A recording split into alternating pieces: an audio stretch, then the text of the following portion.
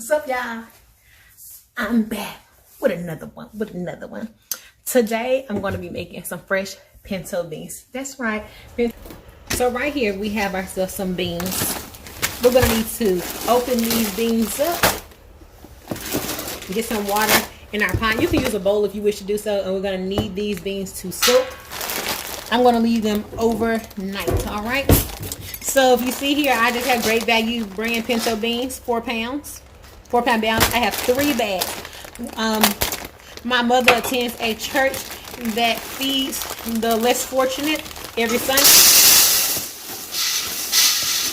And this Sunday, I told her I will prepare the side that she needs to have, which is pinto beans for her portion, as well as I'm going to be making a banana pudding cake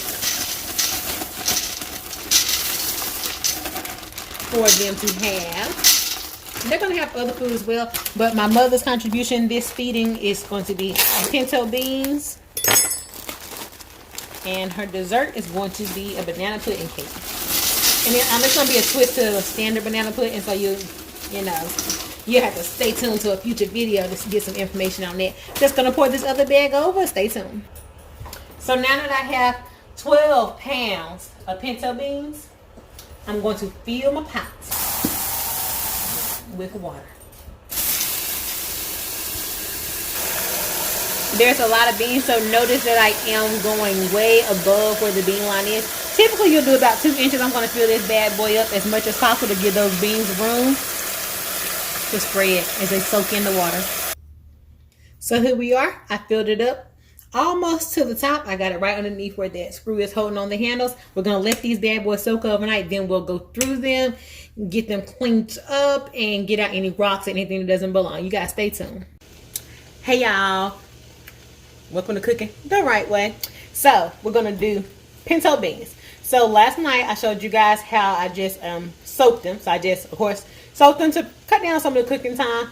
This morning, I went ahead through cleaned them. I'm going to insert a picture to show you how many shells and rocks and stuff was in the sink that I had to collect when going through and cleaning them.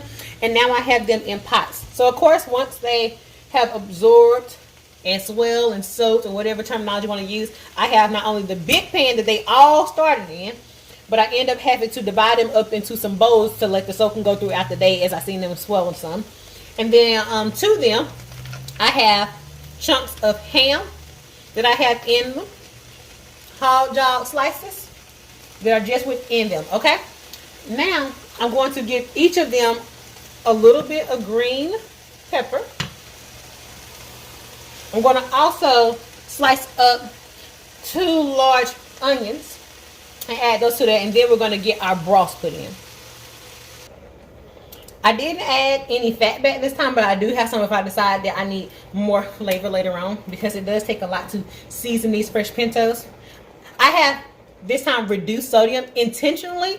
I do have some regular beef broth I'm going to add as well, but I don't want it to be too salty because remember we have ham this season. So I'm going to go ahead and start adding in some of the beef broth.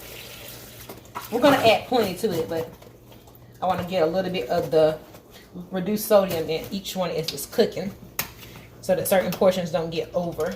But now remember, we have this going to a less fortunate feeding.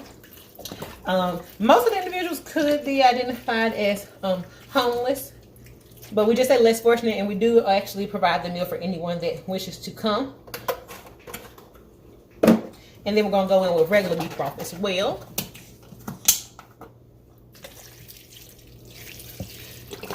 When you put in your beef broth, you're just looking for even coverage.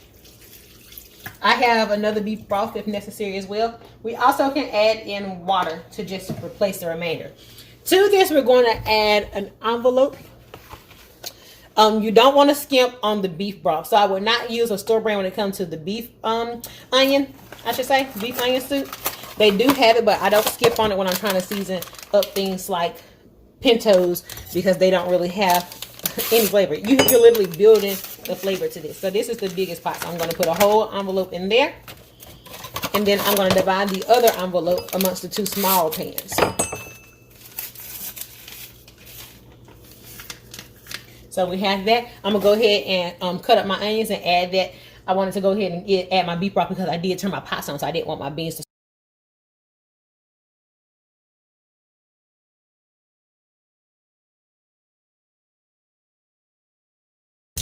Okay, y'all. So I went ahead and added my onion, but I also had some red onion sitting around and some red pepper. So I went ahead and just added that because I don't have anything else to do with it. I've used the items, the part of the item that I needed for the previous meal that I had made. So this is a half of a red pepper that's just divided up, a full large red onion that I divided up, and then this is like I said, 2 large red regular onions.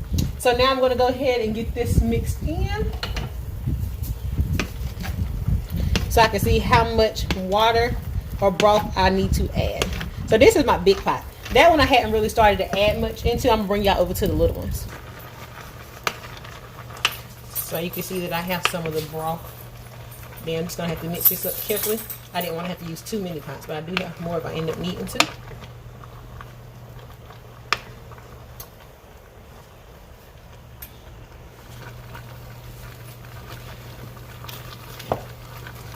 Just want to get that onion packed inside of there.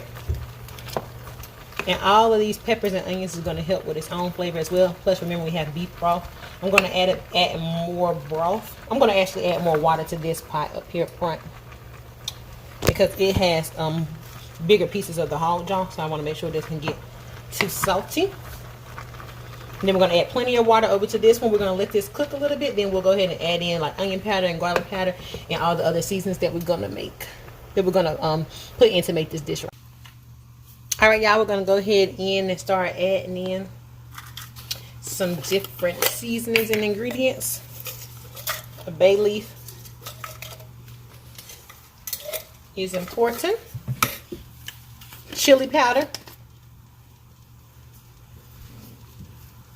Need more in the bigger the pot. You'll end up adding more once we end up tasting it and seeing. We have chili powder. I'm just going to add everything to this one pan, then I'll go and do my other ones off camera. Onion powder. Fresh cracked black pepper. We're going to mix this all up. Okay, y'all. So my beans came to a boil. I turned them down so they can simmer. I'm going to add in some cumin now. And remember, I'm going to be putting in quite a bit of ingredients because I have 12 pounds of beans. Where you could go in and just add in a tablespoon of this and a tablespoon of that. For your chili powder, I would say 2 tablespoons. For the cumin, I would say just 1 tablespoon. And then I'm going to add in some garlic. So I'm going to do a spoonful into each of my pots. Well, I'm going to do 2 for this one because this is the big pot. So after you have that all mixed in, then you're going to go in with some green chilies for a little spice. This is a 7-ounce can. I'm just going to go in and give some for a kick. Spoonful. And I'll go a spoonful and a half over here. I'll put this to the side because if I end up thinking I need more spice, I'm going to add chilies instead of just a dry powder. Get this all mixed in. And then mostly you just have to let your beans cook. And trying to get a good broth taste. So I'll taste this in about maybe 30 minutes to let all the flavors get mixed in together and see if my broth has enough flavor. It's really give or take when it comes to pinto, so you have to taste it along the way, or anything that's really fresh. So I can't really just say, oh, only put this and don't ever mix anything else in, because our serving sizes are always going to be different as well. All right, this is a banquet size. We're going to let these cook in some and get some taste built up.